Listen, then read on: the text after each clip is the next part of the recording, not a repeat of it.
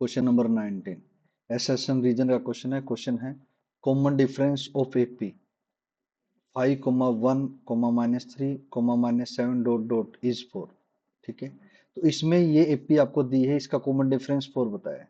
Common difference of AP A1 A2 A3 ये आपकी terms है, is obtain by D equal to AN-AN-1। ये arithmetic progression का question है।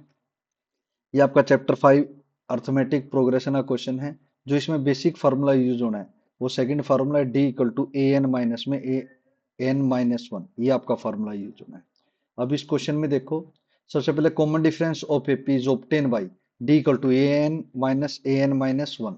बिल्कुल ठीक है, ये आपका रीजन बिल्कुल ठीक है, तो रीजन आपका करेक्ट है।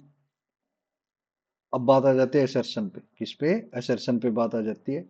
देखो असर्शन में क्या कह रहा है, असर्शन में कह रहा है कि फर्स्ट टर्म आपकी 5 है, सेकंड 1 है, थर्ड -3 और फोर्थ आपकी -7, और इनका कॉमन डिफरेंस किसके इक्वल है? 4 के इक्वल है।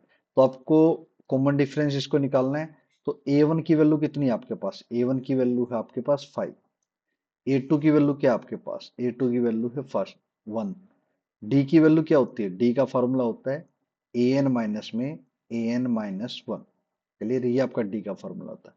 एन की जगह 2 वैल्यू पुट करोगे तो ए एन की जगह क्या आ जाएगा? 2 माइनस में ए 2 माइनस वन। 2 माइनस वन कितना होता है? 1 होता है, तो फॉर्मूला हो जाएगा A2 माइनस में A1।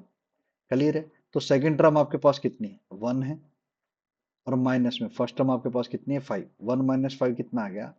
-4। ठीक है, डी की वैल्यू आपके पास आ गई -4, और क्वेश्चन में कितनी दे रखी है?